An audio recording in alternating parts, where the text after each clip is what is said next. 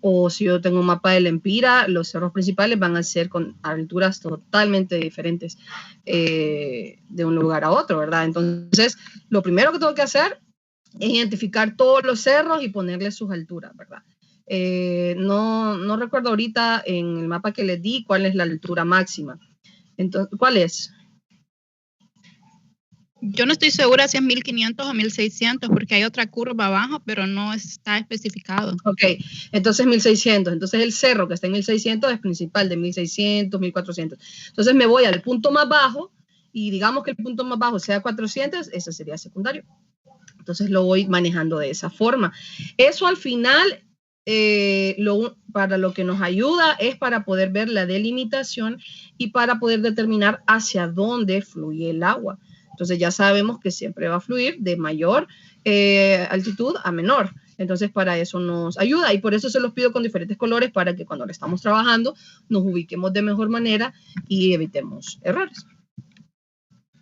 ¿Y los valores intermedios como de 800, esos en qué rango quedarían? Tendría que ver la mayoría en cómo andan. Si la mayoría andan en 1000, pues la mayoría son principales, ¿verdad?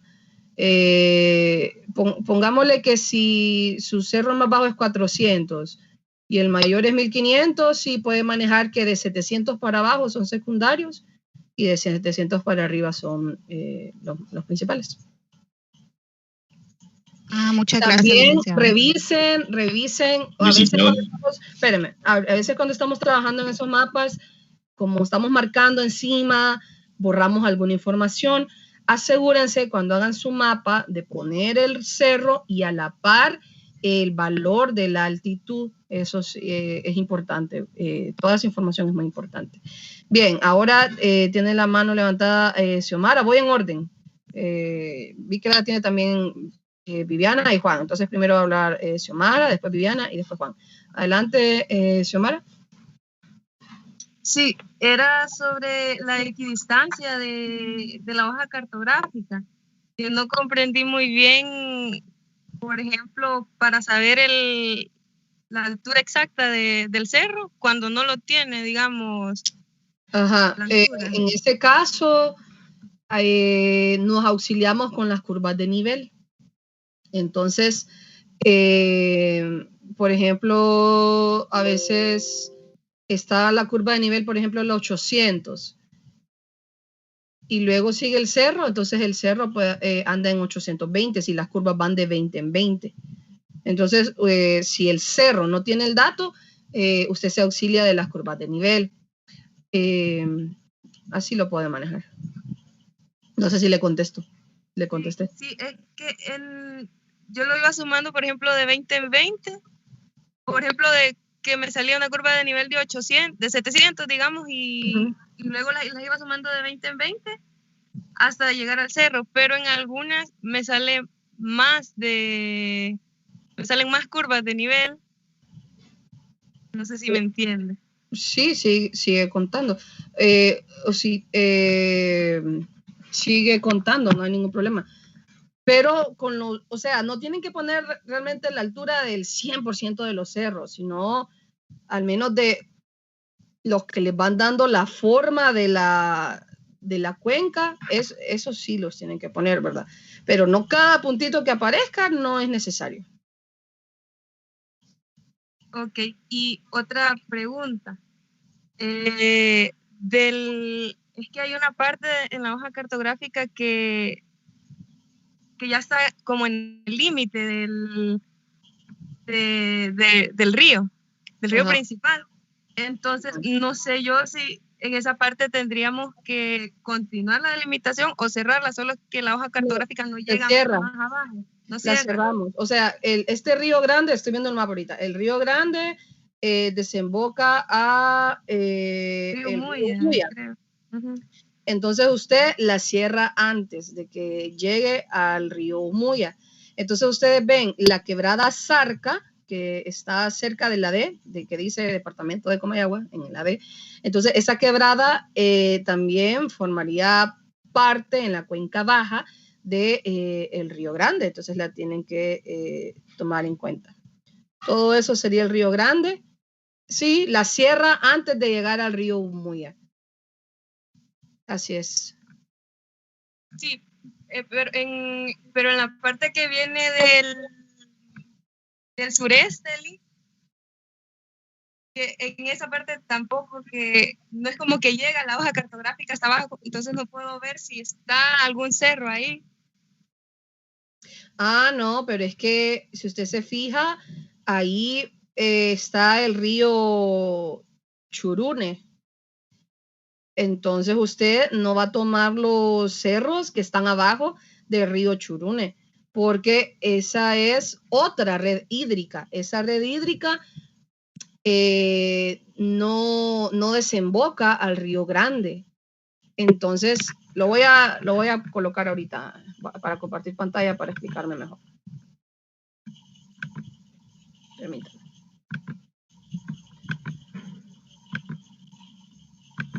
Entonces tenemos aquí el mapa. Están viendo, ¿verdad? Y sí, aquí está cortada la hoja, pero realmente no importa. Este cerro de acá no lo tomamos en cuenta porque está abajo del río Churune. Entonces, esta sería como una delimitación para el río Churune y no nos interesa. La que nos interesa a nosotros es el río Grande. Entonces, tenemos que delimitar o revisar los que están alrededor de él. Si esta quebrada es parte de la red hídrica de él o no, vamos a ver, esta no es. No, esta no es parte. Entonces yo tengo que tomar obligatoriamente ese cerro, miren, que está entre una red hídrica y otra. Entonces yo así me puedo ubicar por dónde irme. A veces cuando hay una red hídrica cerca, aparte, es más fácil de delimitar porque yo ya sé que obligatoriamente va a pasar en medio. Solamente tengo que buscar cuáles son esos cerros. Entonces, otra pregunta que me hacían, ahorita que me acuerdo, es que si los ríos pueden tener nacientes en manantiales. Claro que sí. O sea, este río Grande, que es el principal, es alimentado por tributarios, es alimentado por ríos perennes, pues que están todo el año con agua, también con manantiales o que le llaman ojos de agua en algunos lugares, y todo eso lo tenemos que tomar en cuenta. Y bueno, ¿dónde lo cerraríamos? Lo cerraríamos acá. Acá podríamos cerrar nuestra cuenca del Río Grande. Entonces sí tendremos que tomar esta parte de acá. Miren, por acá tendrían que irse más o menos para poder hacer la delimitación. Y esta quebrada Zarca sí la tienen que tomar en cuenta porque va a desembocar a esa parte del Río Grande. Entonces no puedo venirme por aquí. Tengo que irme acá por donde dice valle. Miren, algo por acá, aproximadamente así. Así. Acá tal vez sí está cortado, entonces yo, no importa, me puedo ir por esta curva de acá. Miren, por esta abertura que se ve aquí. Lo voy a agrandar un poquito. Permítanme. Esta abertura que se ve acá es la que me va diciendo casi que por aquí. Entonces, bueno, el mapa tal vez sí debió tener un poquito más de curvas por acá. Entonces no importa, la voy cerrando alrededor. Y me vengo por acá, miren. Estas curvas de acá casi que me van indicando por dónde tengo que trazar mi línea. Por acá sería. Entonces, así lo harían. Otra pregunta que me hacían, ahorita que me acuerdo, es si los ríos intermitentes se toman en cuenta para el orden del río. Sí, sí se toman en cuenta. Ok. Vamos a ver, Viviana tiene la mano levantada. Antes de Viviana, ¿le contesté bien la pregunta? Sí, buenos días, Lick. Yo le quería preguntar con respecto al mapa del lago, ¿se tiene que sacar solo la anchura máxima o la anchura media también, las dos? Sí, ambas. Ambas, ajá. Y también preguntarle un poco relacionado con lo que le mencionó Samara de las curvas de nivel. Bueno, las más, por decir, las más oscuras, que creo que le dicen la curva madre o algo así, son las que indican la altura, ¿verdad? Entonces, se supone que cada una de esas tiene como, está formada como por 5 líneas más pequeñas. Entonces, cada una de esas líneas costaría 20. Es que las curvas más oscuras van de 100 en 100. Entonces usted si Ajá. se fija, va primero la curva 800, por ejemplo, ahí por el Cerro del Portillo está la curva 800, luego la curva 900 por las faldas. Entonces las más oscuras van de 100 en 100, pero las intermedias van de 20 en 20, por eso B5. Entonces sumadas van, me sumaría las 100. Ajá. Entonces, esas intermedias son las que tenemos que tomar en cuenta para poner el valor de los cerros que están, con los que estamos limitando la cuenca, ¿verdad? Depende de dónde caiga el cerro. No es una regla así como establecida, sino que es que cada terreno es diferente. Entonces, eso va a depender del cerro y de la topografía del lugar o de la zona donde usted está tratando de sacar ese dato. Ah, bueno. Usted mencionó que si podíamos mandar un mapa para ver cómo íbamos trabajando. Entonces, al chat mandé el mío para ver si puede ver Creo, alguna ¿usted puede compartir pantalla, Viviana? ¿Le da la opción? Fíjese que ahorita estoy del teléfono porque de la computadora estoy teniendo problemas con entrar a Teams. Entonces, por eso envié la foto. En el chat, no sé si se puede fijar. Permítame.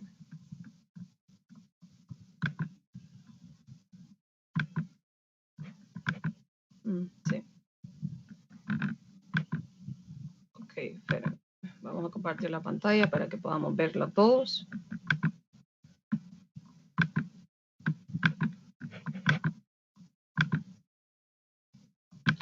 ¿Están viendo todos? Yo creo que sí, ¿verdad? Sí. Entonces, gracias por compartirlo. Ok, vamos a revisar acá. La cuenca, tenemos que cerrar esto. ¿Están viendo la manita? El cursor. Sí. Sí, ok. Entonces, acá no puede quedar abierto. Tenemos que cerrarlo. ¿Sí? Esa sería una de mis observaciones. Luego, déjenme ver bien. Quiero ver todo el contexto. Muy bien, la delimitación de los ríos. Ajá, estas son intermitentes. Muy bien. Ajá, acá tenemos los cerros más altos, 1200, 1245. No todos tienen nombre, entonces eso se me había olvidado decirles, esa es como otra pista. Los cerros que tienen nombre son cerros principales. Cerro La Choca, aquí lo vemos. Ajá, entonces, ok. Ahora déjenme ver esta delimitación. Muy bien, acá hizo muy bien por donde se vino con las curvas. Si ustedes se fijan, valga la redundancia, está esa curva continua aquí, entonces por ahí tengo que trazar esa línea del parteaguas. ¿Qué significa eso? Que cuando llueve, entonces parte del agua se va para este lado y parte se viene para esta otra cuenca. Muy bien, aquí seguro la altura máxima está por acá, pero necesitábamos más espacio. Entonces, está bien que lo haya cerrado de esta manera. Y miren, ella también sigue estas curvaturas. Lo está haciendo ahí muy bien. Déjenme ver algo aquí.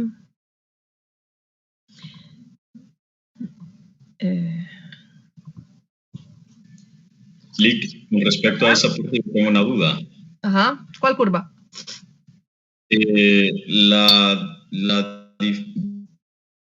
La división que está ahí donde dice Oda del Trozo, creo, la que está a la par, ¿es un tributario o forma parte del río principal? Quebrada del... ahorita veo. Sí, quebrada, la que está a la par, cerca de la laguna. Sí. ¿Es tributario río principal? Permítame, ahorita lo vemos. No, ese es tributario. O sea... Espérame, que se me está moviendo esto. Permítanme. Ok, este es tributario y este es tributario. Y estos dos, el conjunto de esas dos uniones, ya me van formando esto. Entonces comenzaría acá. Quebrada del Trozo, ajá, esa parte. Entonces esta es 1, 1, y acá el río ya iría en orden 2. 1, 1, ya iría acá este orden 2. Pero como este es orden 2 y este es orden 2, este tramo de acá sería orden 3. Y espero que así lo vayan siguiendo. Sí, la delimitación la veo, permítame, la veo bien, solo que acá 900, déjeme ver, creo que acá sí lo pudo abrir un poquito más, en vez de venirse por aquí, lo pudo abrir por acá, mire, y tocar este cerro de acá de la laguna y venirse por acá. No digo que está mal, solo esto es de ir probando ustedes, cómo queda mejor.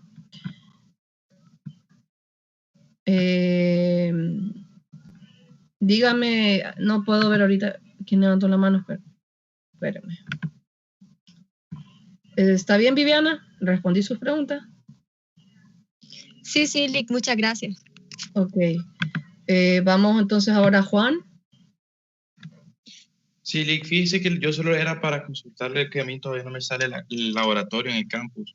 Una pregunta, ¿usted se conectó en el laboratorio pasado? Sí. Es porque en el laboratorio pasado a las personas que no les aparecía las matriculé en el momento, entonces se me hace raro. Sí, tal vez no puse atención. Ahí ni siquiera le explico por el privado, por el chat suyo. Ahí le he escrito. Bueno, al finalizar el laboratorio sí, porque o sea, ya tenemos como una semana y media de tener el aula abierta y a los que no les salía, entonces nos quedamos después de la explicación del laboratorio pasado para en el momento, pues, matricularlos. Entonces me extrañó que me dijera que no le aparecía. Pero bueno, al final de esta práctica podemos resolver eso. Claro.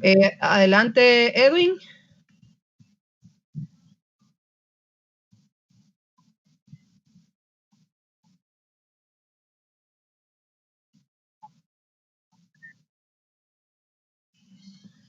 No, bueno, cuando no hemos trazado la cuenca, nosotros realmente marcamos todos los cerros que veamos para poder ubicarnos por dónde trazar esa línea. Pero cuando nosotros estamos trazando la línea de la cuenca, esa línea, ese parteaguas va de un cerro a otro. Entonces los cerros que quedan afuera de esa delimitación no los necesitamos.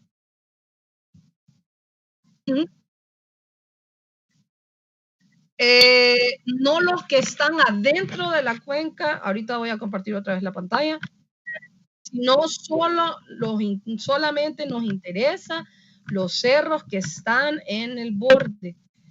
Bueno, depende de su estudio, ¿verdad?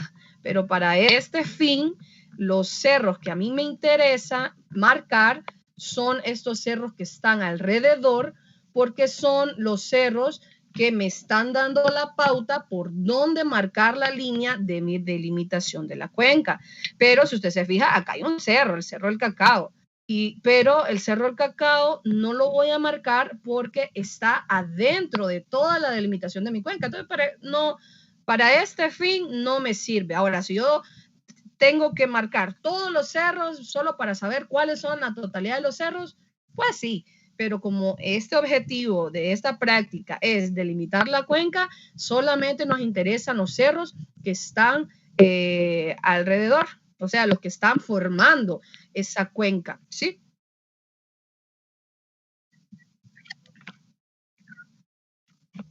No, solo los que están aquí, como le digo, los de alrededor. Estos de acá no son necesarios. Estos de en medio son necesarios si yo hiciera una delimitación, por ejemplo, de cada ramal. O sea, si yo hiciera una delimitación de esta parte de esta nanocuenca, de este pedacito de acá, ahí sí yo tendría que marcar cada cerro que encuentre. Pero como lo que estoy haciendo es una delimitación de la cuenca de este río grande en general, entonces no es necesario.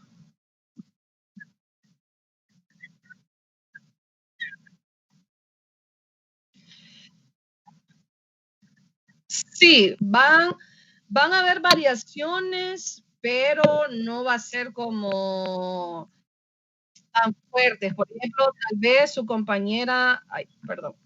compañera aquí, permítame que agrande esto. Aquí está. Tal vez su compañera aquí decidió trazar la línea por acá y usted la subió un poquito.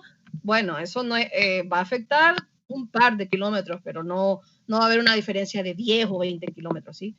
Entonces,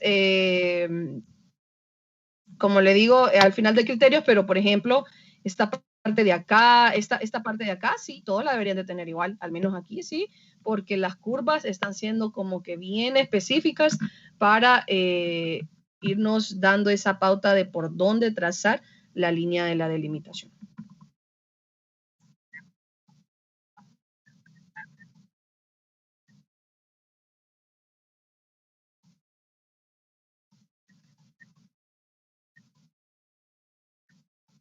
Tanta.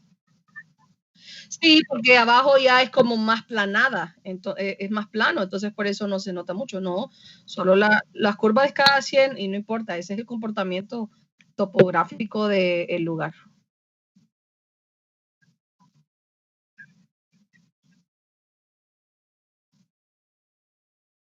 Sí, todo adentro de la cuenca, ¿verdad? Hay gente que, por cierto, a veces lo ponen afuera de la cuenca. No, lo que nos interesa son las curvas que están adentro de la cuenca. Y sí, tiene que marcarlas todas, pero de cada 100, ¿verdad? No la totalidad.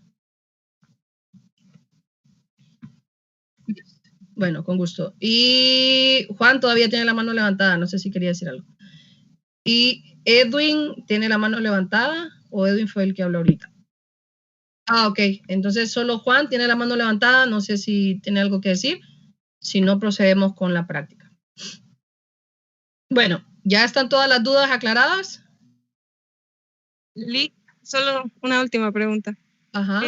Creo que era lo mismo que preguntaban cuando dice que solo hay que marcarlas cada 100, solo remarcar las curvas madre que mencionaba Viviana. Exacto, son las curvas madre las que van a...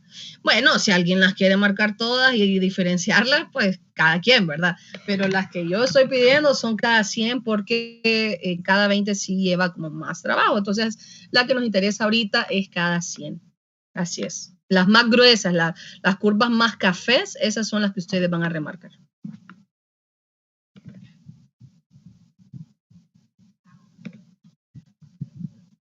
Ok, ¿otra pregunta? Sí, en la parte del lago podemos presentar el mapa en el papel milimetrado. No, en el papel milimetrado usted va a presentar los cálculos del área. Eso es lo que va a presentar. No importa si lo presenta ahí encima de ese papel milimetrado o si lo hizo aparte en un papel calca. Ese sí lo puede presentar en ese papel milimetrado. Pero el mapa en general, con la descripción de sus líneas, eso sí tiene que ir aparte. O sea, no se va a ver bien si lo dejo ahí. La profundidad media del lago tenemos que hacerla. ¿El qué? La profundidad media. Sí, por eso en el mapa hipotético tienen en varios puntos algunas profundidades. ¿Y el volumen cómo lo sacamos? No, el volumen no lo van a determinar porque para eso necesitamos otros datos. Entonces solo es la media de la profundidad. Ajá. Ok, gracias. Bueno, creo que ya están despejadas sus dudas. Recuerden que el informe lo pueden entregar desde el domingo y como fecha límite el lunes a las 8 de la mañana. Qué bien que van trabajando. Lleva bastante esfuerzo, pero bueno, son 3 puntos de ese informe. Ok, entonces vamos a comenzar con la segunda práctica. Déjenme empezar a compartir la pantalla. Permítanme.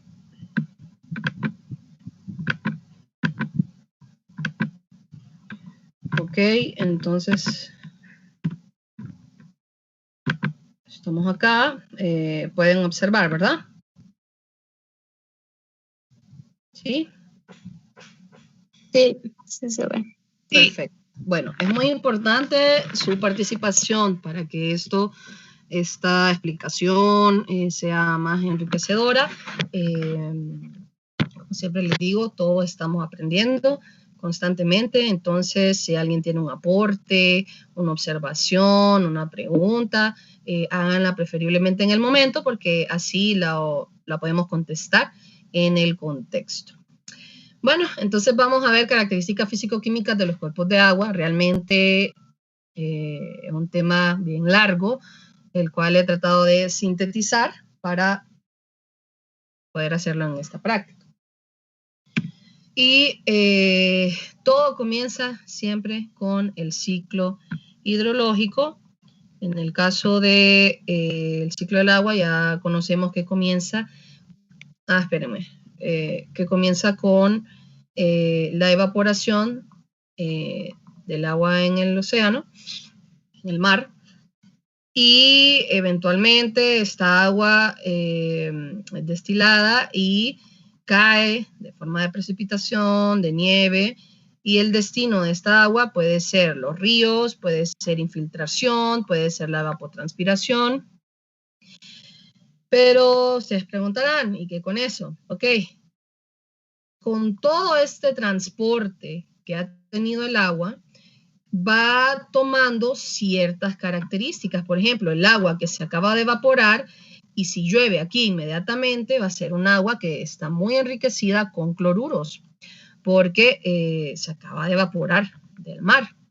Pero si yo tengo un agua que ya tuvo como un destino un poquito, o un transporte más bien, un poquito más largo, y cae en una montaña, y esta agua se infiltra, el agua va a ir tomando las características del medio geológico en donde se encuentre. Entonces, si ahí hay un tipo de roca que tiene mucho calcio, por ejemplo, mucho magnesio o muchas sales, entonces el agua va a ir tomando esas características. Y no podemos decir el agua es buena o es mala, no, simplemente es que en ese lugar esa es la característica de esa agua. Entonces nosotros venimos y empezamos a medir esas características físico-químicas que pueden ser por influencia natural, como lo que les estoy diciendo ahorita, por cosas geológicas, altitudes, temperaturas, pero también muchas veces esos factores físico-químicos pueden verse alterados por la influencia antropogénica, ya sea por vivienda, ya sea por industria, etcétera. Entonces aquí tengo una imagen del ciclo hidrológico un poquito más explicada, y es lo que les venía diciendo, el agua cae de manera de precipitación, y acá, por ejemplo, el agua se va escurriendo. Esta agua, aunque cayó de la misma nube, asumamos que cayó de la misma nube, esta agua va a tener una característica, y esta agua que se infiltró y salió por acá va a tener otra. ¿Por qué? Porque, por ejemplo, el agua que se escurrió seguramente va a tener más cantidad de sólidos suspendidos por, bueno, la tierra y los sólidos que están aquí encima. Y el agua que se infiltró va a tomar las características, lo que les mencionaba, las características geológicas de donde esté pasando. Y no va a ser la misma calidad el agua en este manantial como en este o en este. Porque, por ejemplo, ya aquí ha tenido como más recorrido el agua, entonces seguramente tuvo más oportunidad de disolver algunos coloides, algunos elementos. Entonces cuando nosotros venimos acá y tomamos el agua y la muestra de agua y vemos ahí un pH, por ejemplo, de 8, vemos un altos contenidos de sales, entonces nosotros también tenemos que ir, especialmente cuando trabajamos con agua subterránea, a investigar la geología de la zona, porque es quien influencia directamente para la calidad de esta agua. Y también investigar si hay pozos alrededor, ¿verdad? Porque si hay pozos, entonces eso se ve alterado y las características van variando. Entonces, bueno, acá tenemos algunas imágenes de cuerpos de agua. Y nosotros podríamos decir que este se ve como más pristino, limpio, y me metería definitivamente a nadar ahí, probablemente, porque se ve ahí como bien limpio y acogedor. Pero cuando lo analizamos de manera físico-química, las cosas pueden ser muy diferentes. O sea, a simple vista, esa agua se puede ver súper bien, pero cuando la analizamos, ¿qué tal y aquí haya contaminación por metales? Es algo que yo no lo puedo ver a simple vista, sino que yo tengo que hacer pruebas químicas O también puede haber contaminación por plaguicidas, por ejemplo, y es algo que yo no lo veo a simple vista. En el caso de acá, tenemos que esta agua está completamente verde. ¿Y por qué creen que está verde? Bueno, seguro, aquí teniendo ideas locas, pudiera ser que hay mucha cantidad de algas. Imagínense cuántas algas tienen que haber aquí para que el agua se ponga de color verde. Y las características físico-químicas van a variar su comportamiento si el cuerpo de agua es léntico o es lótico. Entonces, bueno, el agua ya sabemos, H2O, pero siempre le agregamos la X. Y X va a ser cualquier sustancia externa que pudiera alterar este H2O original. Entonces, tenemos aquí las características físico-químicas. ¿Qué es eso? Son las sustancias que tienen incidencia directa en las condiciones estéticas del agua y son causadas por sustancias que se miden por pruebas químicas. Entonces, el conjunto de estas características me forma a mí lo que es la calidad del agua. La calidad del agua no hay como una regla, porque la calidad del agua va a estar siempre en función del uso que le vamos a dar al agua. No va a ser lo mismo una calidad del agua para una piscina que esté apta para que nos metamos ahí a nadar, a una calidad del agua para un agua que nos vamos a beber. Son cosas completamente diferentes. Y ambas son calidades, solo que para usos diferentes. Entonces va a haber cierta variación en las mediciones y en los valores de estos. Entonces, dentro de las características físicas tenemos algunas organolépticas que son color, olor, sabor.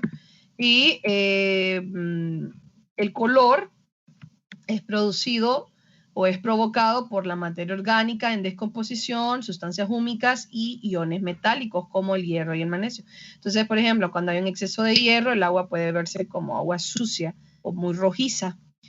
Y el color, hay dos tipos, color verdadero y color aparente. En el caso del color verdadero es el resultado de la presencia de sustancias disueltas coloidales y el color aparente es debido a las materias suspendidas coloreadas. El olor, ya se sabe, ¿verdad? Si hueles mal, es que ahí hay problemas.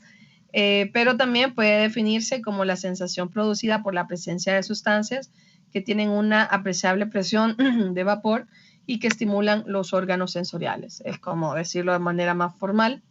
Y el sabor es el conjunto de sensaciones perceptibles a través del gusto.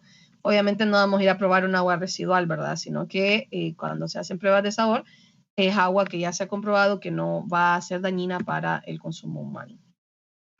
Dentro de las características físicas, todas estas ustedes las han tomado alguna vez. Temperatura, ya sabemos, es la medida del calor almacenado en el agua. Y esta es una variable súper básica que en todo momento tomamos, pero que nos da bastante información. Entonces, siempre pongo este ejemplo. Si, por ejemplo, estamos tomando una muestra de agua en un río y la temperatura ambiental anda en 20 grados centígrados, pero la temperatura del agua de ese río anda, por ejemplo, en 29, ¿qué nos pudiera estar indicando eso? ¿Qué creen? Descargas de aguas residuales. Sí, definitivamente influencia antropogénica. Pudiera ser aguas residuales, pudiera ser, pero si no, pudiera ser también algún desecho de alguna industria cerca o de alguna fábrica cerca que están depositando en el río aguas con altas temperaturas. Ajá, ¿y qué pasa con esto? Se aumentan las temperaturas. ¿Qué pasa con el río entonces? ¿Qué con eso? Disminuye la cantidad de oxígeno, la concentración de oxígeno. Disminuye la cantidad de oxígeno, muy bien. ¿Y qué me desencadenaría? Daño a la biota. Daños a la biota, sí. muchas especies serían afectadas, por ejemplo, los peces o los macroinvertebrados, las bacterias se empezarían a reproducir más rápido. Entonces, con un simple parámetro como la temperatura, nosotros podemos tener, imagínense, toda una historia. Pero solo la temperatura, bueno, nos da esa información, pero tenemos que acompañarla de más datos. En el caso de la turbiedad o turbidez, la capacidad que tiene el material suspendido en el agua para obstaculizar el paso de la luz. El aumento de valores en esta variable puede estar causada por sustancias orgánicas, inorgánicas, algas y sólidos provenientes de la erosión. Entonces, en el caso de la turbidez, es medida con un turbidímetro y las unidades son en unidades nefelométricas de turbidez. Entonces, para agua potable, por ejemplo, la turbidez tiene que ser menos de 7, si no me equivoco. Ya, por ejemplo, aguas residuales pudieran tener una turbidez de 700, 800, o sea, algo sumamente como quien está viendo un color chocolate, algo así. En el caso de los sólidos, son los materiales de diferentes tamaños que se encuentran en el agua. Engloban la materia en suspensión, sedimentable, coloidal y disuelta. Tenemos, por ejemplo, los sólidos sedimentables. Entonces nosotros tomamos 1 litro de muestra de agua y luego la ponemos en un cono INNOF. Eso lo van a ver más a detalle si llevan calidad del agua. Y la unidad es miligramos por litro por hora. Entonces se empieza a batir la muestra y se agrega en ese cono. Y por 1 hora se ve cuánto se sedimenta. Y aquí lo pongo, ¿verdad? Que en el caso de los sólidos tenemos sólidos totales, sólidos sedimentables y sólidos disueltos. Y el conjunto de todos estos sólidos me hace los sólidos totales. El conjunto de sedimentables disueltos me hace totales.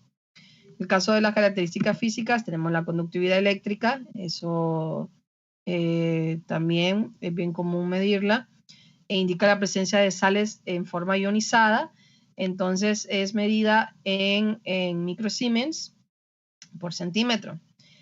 En el caso del pH, que estamos súper familiarizados con esta variable, es el término utilizado para expresar la intensidad de las condiciones ácidas o básicas del agua. Entonces, imagínense que nosotros tenemos una alta temperatura y tenemos un pH de 4. Si ahí en ese sitio hubiera, por ejemplo, contaminación por metales, entonces los pH ácidos favorecen a la disolución de los metales, o sea, están más disponibles en el agua y no se sedimentan, sino que están ahí disueltos. Entonces, eso ya me crea una condición para tener cierto tipo de contaminación. Por eso es importante tomar el conjunto de variables físico-químicas, porque solo un pH 4 no me diría nada, pero ya el pH acompañado de la temperatura y concentración de un contaminante, ahí sí yo ya puedo hacer mejores conclusiones. Entonces a estas variables que les he descrito, por ejemplo pH, conductividad, temperatura, más adelante que les voy a mencionar el oxígeno, casi siempre les llamamos variables físico-químicas de campo, porque son las que siempre hacemos. Esas variables, pero no las debemos hacer así como una práctica, las hacemos y apuntamos el dato y ahí quedó. No, sino que nosotros realizamos esas mediciones para ser utilizadas en la interpretación de los datos que nosotros estemos recabando. Dentro de las características químicas tenemos sustancias indicadoras y, bueno, las sustancias químicas. Las indicadoras son los parámetros cuyas concentraciones en el agua se deben a la presencia e interacciones de varias sustancias, como el pH, acidez, alcalinidad y la dureza. Y en el caso de las sustancias químicas, son sustancias que afectan la calidad del agua, como ser aceites y grasas, detergentes, nitrógeno, fósforo también. Entonces, aquí les describo algunas de las más importantes. Por ejemplo, la alcalinidad es la capacidad para neutralizar ácidos y se considera como la presencia de sustancias básicas en el agua, principalmente del ion hidróxido. En altas concentraciones provoca un sabor desagradable, también en altas concentraciones, puede provocar problemas para la biota. En el caso de la dureza, está bien común encontrar en zonas insulares aguas con estas características. Entonces, las aguas duras tienen la particularidad de que a elevadas temperaturas forman incrustaciones en equipos mecánicos y tuberías. Bueno, no nos vayamos tan largo. Por ejemplo, el agua de pozo que se usa en la universidad es agua que tiene mucha dureza. Entonces, si ustedes se han fijado, a veces hasta sale como blanca, o cuando lavan alguna cristalería, la cristalería, por ejemplo, en técnicas histológicas, que ahí se lavan bastantes cristalerías, va quedando como blanca, y es por eso. De hecho, ahí tienen una ollita, y esa ollita para cuando calientan agua y para estirar los tejidos. Entonces, esa ollita la usan periodo con periodo y ya tiene algunas incrustaciones. Y eso es provocado principalmente por los iones de calcio y magnesio. Entonces, la dureza ingresa al agua en el proceso natural de disolución de las formaciones rocosas presentes en el suelo. Eso sería en el ejemplo aquí en Tegucigalpa, ¿verdad? Por las formaciones rocosas. Pero en el caso de, por ejemplo, en Cayos Cochinos, el agua también es así. Entonces, también se debe, como es agua de pozo, a que a veces, bueno, ¿cómo decirlo? Es agua de pozo y en esos lugares prevalece mucho el cloruro, también el magnesio, porque es agua que está muy cerca del agua marina con estos acuíferos. Entonces, por eso es muy común encontrar ese tipo de aguas ahí. Y también el sabor del agua potable la alteran y se siente un sabor como salado. Entonces, todas estas variables siempre es importante medirlas. En el caso de los iones, es una subpartícula cargada eléctricamente constituida por un átomo o molécula que no es eléctricamente neutra. Y acá tenemos dos tipos, los cationes y los aniones. En el caso de los cationes, son las partículas que tienen una carga positiva y los aniones son las partículas que tienen carga negativa. ¿Por qué es importante esto? Bueno, tenemos las especies iónicas mayores, que son las que se encuentran en concentraciones superiores a 1 parte por millón. Su presencia en el agua se debe a altas solubilidades, tendencias de absorción, características geológicas, actividades antropogénicas. Y estos son los principales, los cationes, sodio, potasio, calcio, magnesio, y aniones, tenemos cloruro, sulfatos, que es súper común encontrarlos, y los elementos trazas son los que se encuentran en concentraciones menores a 0.1 partes por millón, que son metales pesados, por ejemplo. Bueno, ya casi no se le llama metales pesados, se le llama metales tóxicos.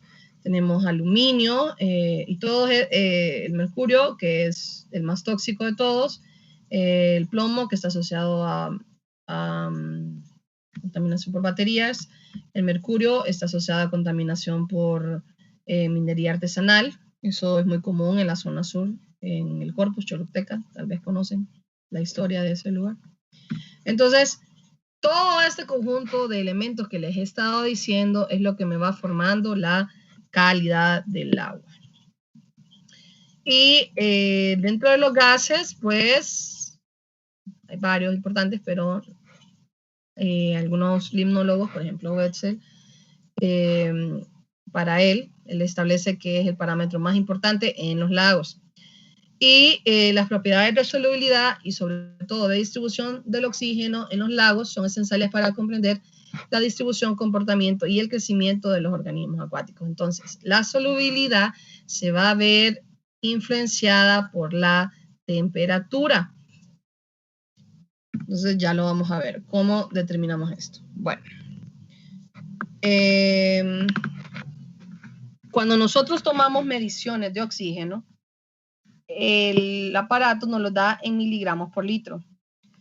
Pero para tener idea en porcentaje, bueno, el aparato también nos lo da, de hecho, pero digamos que el aparato que ustedes tengan es muy viejito y no se lo da, o se les olvidó anotarlo y tengan que tener el dato del porcentaje de saturación de oxígeno, lo podemos sacar a mano con este diagrama.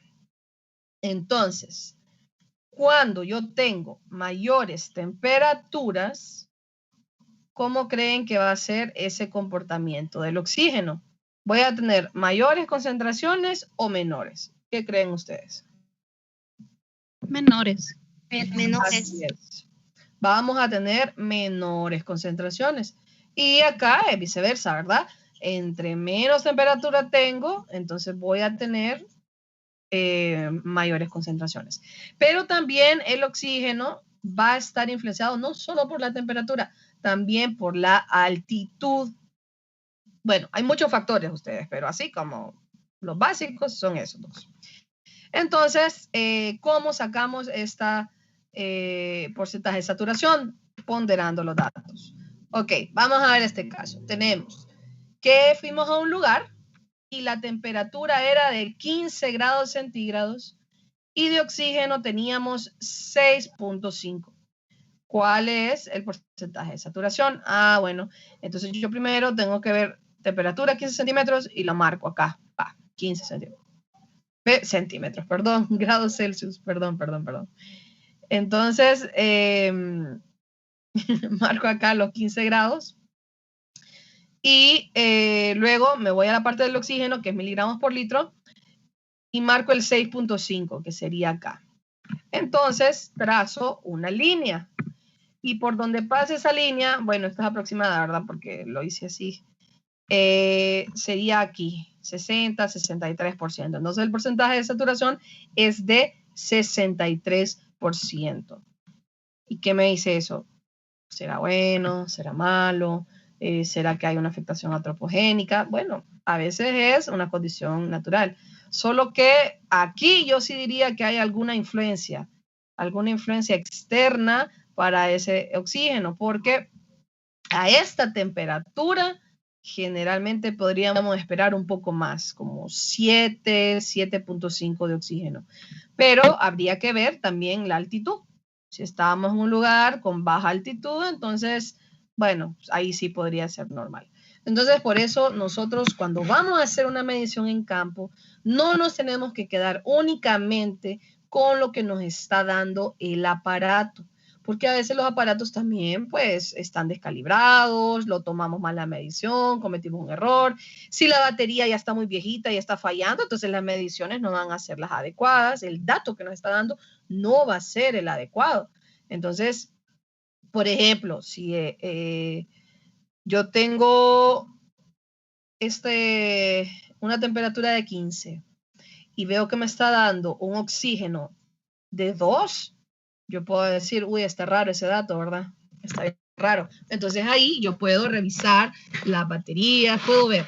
Pero no nos tenemos que quedar siempre únicamente con el dato que nos da el aparato. No, tenemos que ir más allá y ver si tiene sentido ese número que nos está dando el aparato. Ok, tengo aquí otro ejemplo, 14 grados centígrados, sería acá, y 7.6 de oxígeno. No sé si se puso no me deja ver este Teams, espera. Ahí está. 7.6. Ajá. ¿Cuál sería entonces ese porcentaje de saturación? A ver, un voluntario.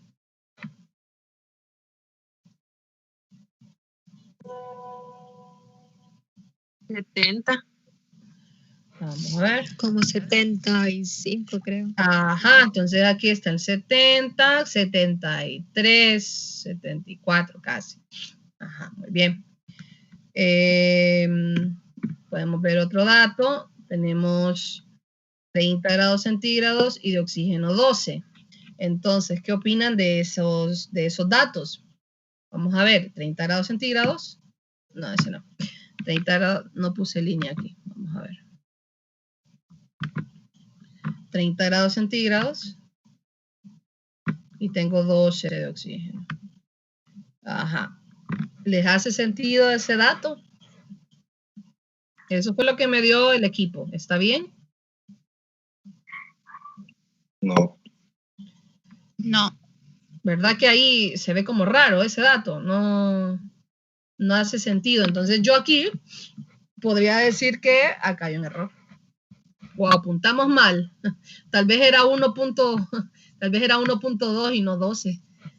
Y lo apuntamos mal. Podría ser. O que el equipo estaba mal. Pero definitivamente este dato no va de la mano. No puede ir de la mano.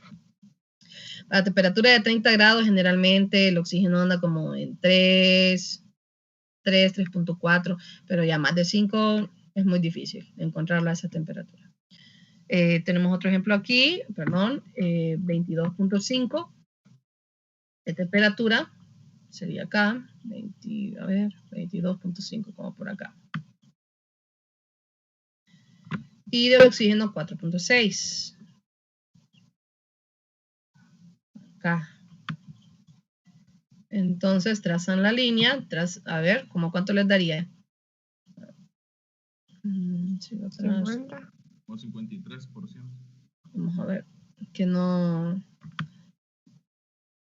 Ahí más o menos. Qué mal. Como 54 por ahí. Pero, a ver, si vamos a mejorarlo. Entonces, esta ponderación que estamos haciendo aquí, el aparato lo hace automáticamente, ¿verdad? Pero siempre es bueno que sepamos de dónde salen estos números, estos valores. Ustedes en su guía, que ya está subida en el campus, van a tener que hacer algunas ponderaciones para que practiquen.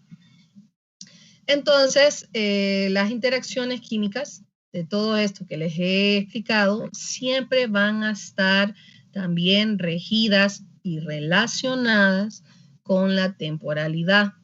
No es lo mismo que yo esté muestreando en una temporada seca, en una temporada lluviosa, en una temporada de canícula, en una temporada en que tal vez solo hubieron 3 lluvias, porque, o sea, siempre ustedes tienen que tomar en cuenta esos factores meteorológicos.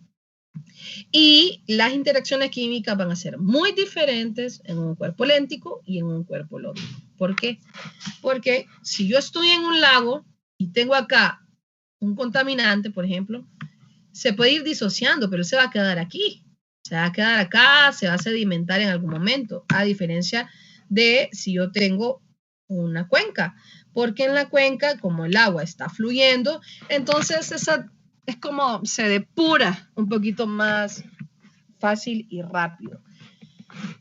Pero la desventaja es que si yo tengo una contaminación en la cuenca alta, acá sería la cuenca alta, si yo tengo una contaminación en la cuenca alta, entonces sí, la voy a ir diluyendo, pero también al mismo tiempo voy a ir transportando esa contaminación cuenca abajo o aguas abajo, ¿verdad?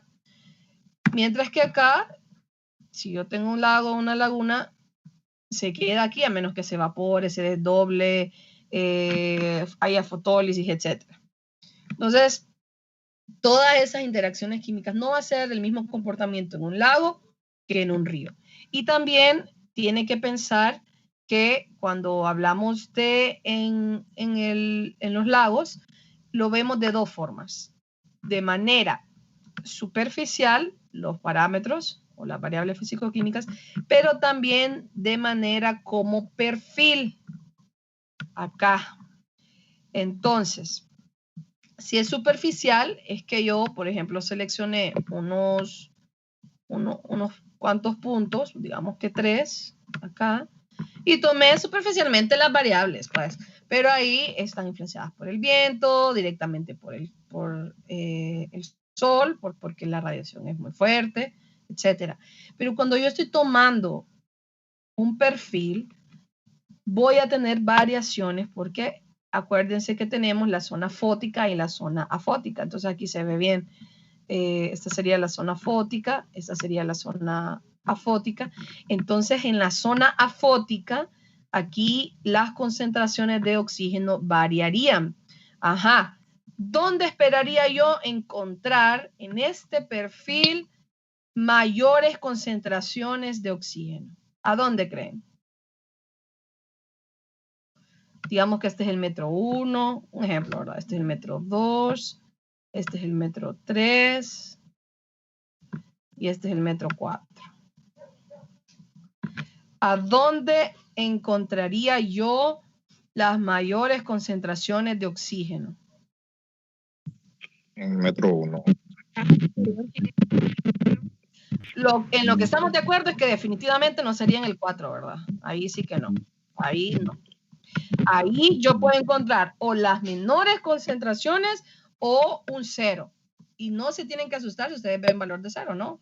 Eso puede suceder. Y en el caso de donde puedo encontrar mayores concentraciones, no siempre es en la parte más superficial ustedes. Porque las algas,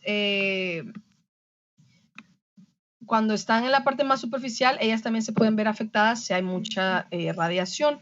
Entonces, puede ser como en el metro 1, 1.5 o 2.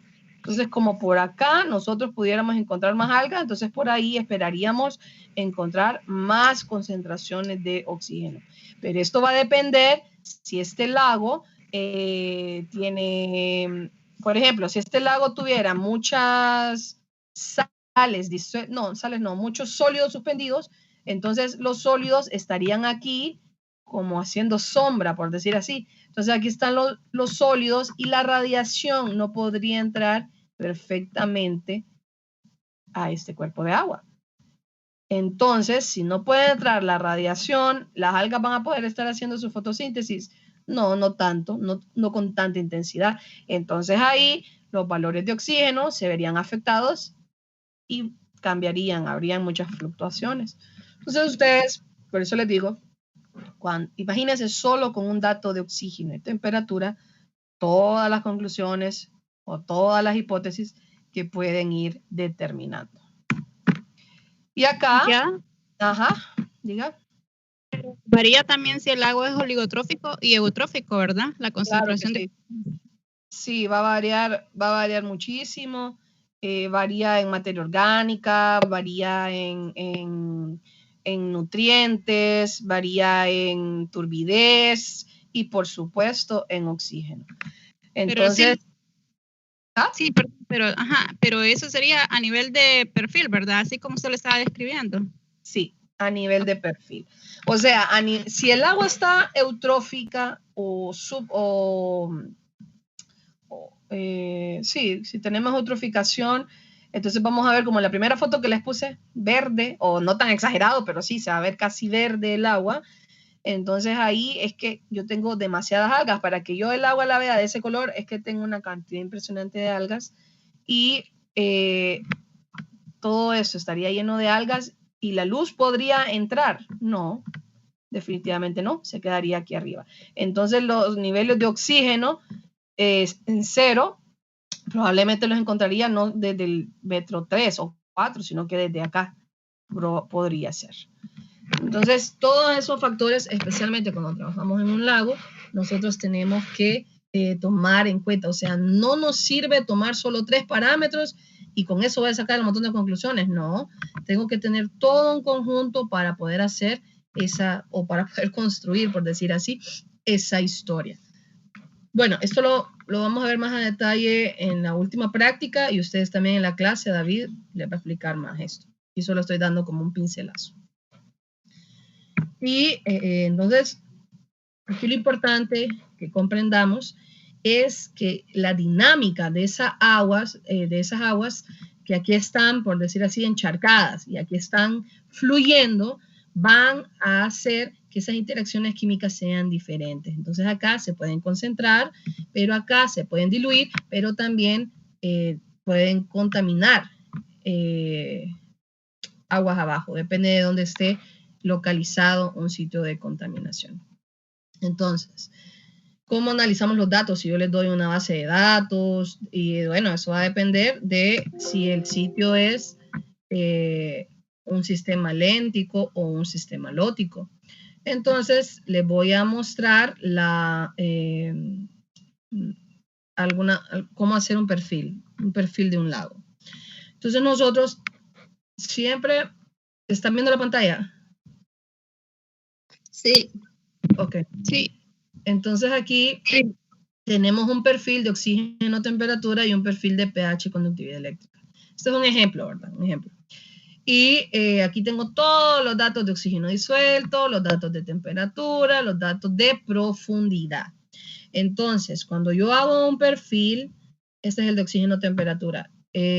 Acá va a ser la profundidad 0, o sea, lo más superficial, en la parte superior, lo más superficial, y aquí lo más profundo. Obviamente, en este eje tiene que ir la profundidad, ¿verdad? Para que yo pueda ver este perfil de esta forma.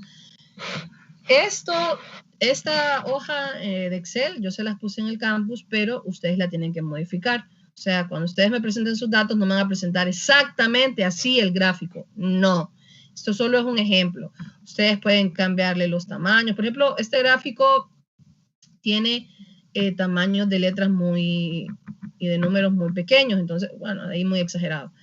Pero deben de cambiar los valores de la numeración. Si lo ponen en negrita, pueden cambiar los colores. O sea, lo que no me gusta que pongan mucho color de fondo, así como que se vea muy brusco, no.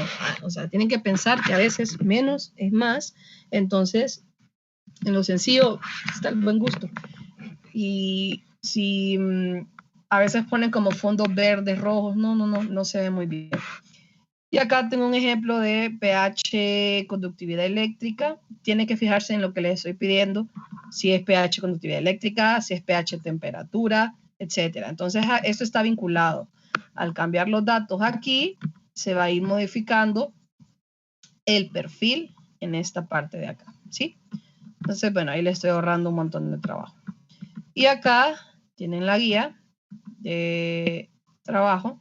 Entonces, yo en esta guía tienen que completar esta tabla que es sobre los aniones, cationes y algunos contaminantes. Van a completar si es de origen natural, pueden una X, si es natural o antropogénico, o ambas. Si tiene importancia para la agricultura, si tiene importancia para la salud humana, y el valor en la norma de calidad de agua para el consumo humano de Honduras, ¿verdad? Lo van a buscar si hay o no hay. A veces no va a estar. Por ejemplo, el metilmercurio no está regulado en Honduras, pero entonces ponen ahí, no está regulado. Van a contestar esas preguntas y aquí está la base de datos. Entonces, si ustedes se fijan en esta base de datos, ustedes tienen el porcentaje de saturación, ¿verdad? De oxígeno disuelto. Entonces, eso ustedes lo van a tener que hacer con sus ponderaciones. Eso sí, no se los doy yo. Y acá tenemos dos ejemplos. El lago profundo tropical en mes de marzo y el lago Somero, que es un lago que es un poco profundo en un punto norte y en un punto sur. Y tenemos unos datos ahí. Entonces, ustedes tienen que llenar esta parte de acá. Y les doy algunos datos de algunas variables físico-químicas. Entonces, ustedes van a tratar de relacionarlas, qué está pasando ahí. Tienen que tomar en cuenta la temporalidad y aquí están las preguntas que ustedes tienen que contestar. Entonces, con estos datos, ustedes van a tener que hacer un perfil y van a sustituir entonces los valores que se les presenten en esta hoja de Excel.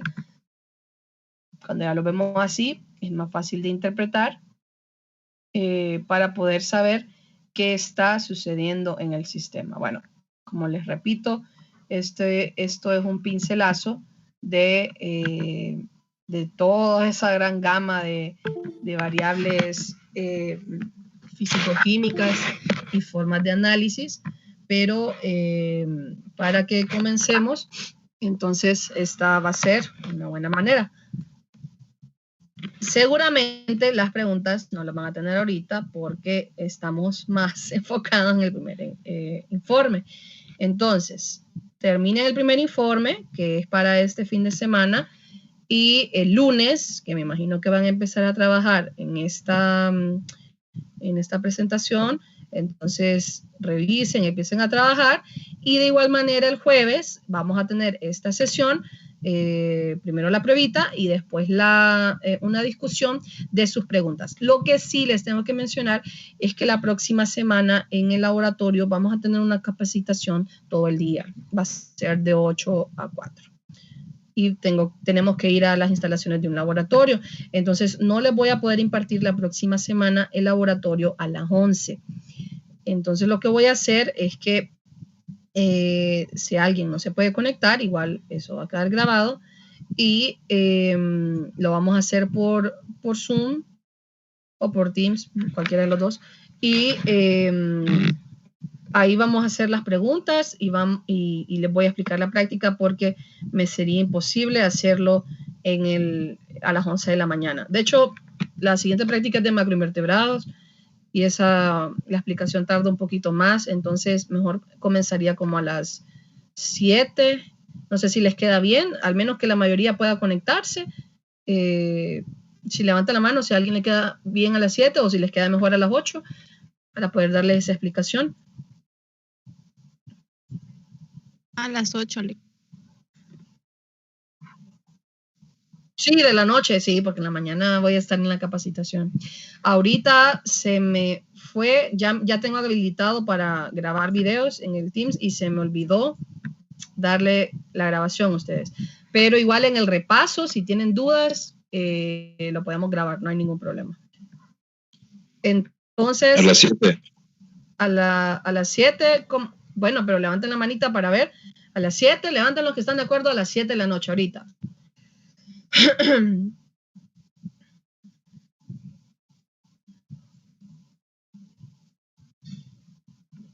Llevo 21, a ver, más.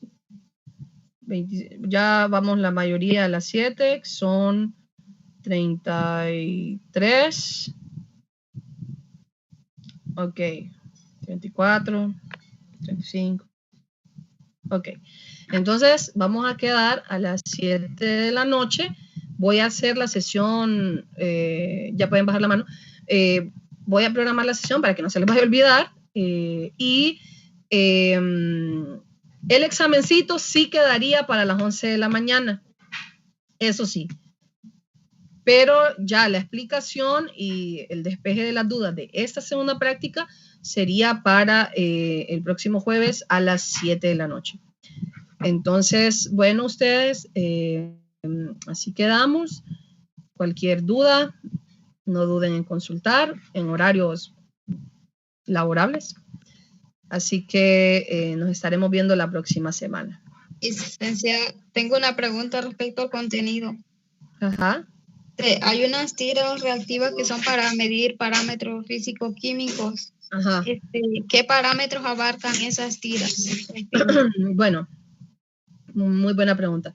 Gracias. Generalmente esas tiras son para pH. Son cintas de pH. Y hay de cintas a cintas. Entonces, eso nos sirve para darnos una idea cualitativa. Por ejemplo, si yo voy a muestrear metales y tengo que preservar la muestra para llevarla al laboratorio, entonces esa muestra tiene que tener un pH ácido. Por cada litro de muestra yo tengo que agregarle 1 ml de ácido nítrico concentrado. No voy a meter el electrodo a esa muestra para ver si está ácida. Entonces lo que uno hace es que la acidifica, la homogeniza y pone la cinta y ahí revisa si está ácida, punto, para eso le sirve. Pero si yo estoy haciendo un estudio, yo necesito datos cuantitativos, o sea, no que me diga ácido básico o que me diga pH de 4 a 4.5, no, yo necesito que me diga exactamente el número. Entonces para eso yo tengo que usar obligatoriamente un equipo.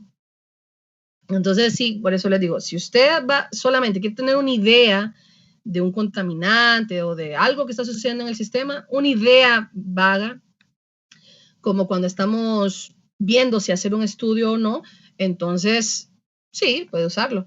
Pero si ya voy a hacer un estudio final, una tesis, una investigación, no, tiene que ser con equipo validado y acreditado. Gracias. Bueno, está diciendo Jessica que ella lo grabó. Perfecto, gracias. Jessica. Entonces, miren, para la otra semana se acuérdenme de grabar y les damos aquí grabación para que les quede. Muchas gracias, Jessica. Bueno, recordarles que el Teams toma la asistencia, ¿verdad? Entonces, tratemos de ser puntuales. Los felicito porque sí, estuve revisando la lista de asistencia de la semana pasada y en su mayoría se conectaron. Y no solo que se conectaron, sino que también estuvieron la mayoría del tiempo y eso habla muy bien de su responsabilidad. Yamin tiene la mano levantada. No sé si tiene alguna pregunta.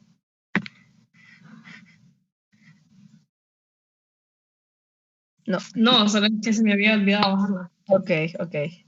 Entonces, bueno, jóvenes, así quedamos. Ajá. Yo, bueno, antes de que termine la clase, le quería decir que yo no pude hacer el examencito. Tampoco estuve cuando inició el laboratorio, pero no fue porque no quise, sino que no tenía luz. Se me fue desde ayer, como a eso de las 3 de la tarde. Y me conecté hasta que usted ya iba por turbidez de la segunda práctica. Bueno, estaba explicándolo. Ok, Welsi. Bueno, en el caso tenemos de casos a casos, ¿verdad? Si ustedes si ustedes no hicieron un examencito porque se conectaron tarde, yo ahí no les puedo reponer, no puedo hacer nada. Si ustedes, pues bueno, no tenían internet, no tenían electricidad, pues es algo que se sale de nuestro control. Entonces, voy a hacer al final del laboratorio la reposición de un examencito. A uno nada más. Entonces, eso tendría que ser al final. Al final lo discutimos. Y bueno. Licenciada, una pregunta. Ajá. ¿Los examencitos siempre van a tener una duración de 3 minutos? Sí. Listo, gracias. Ok.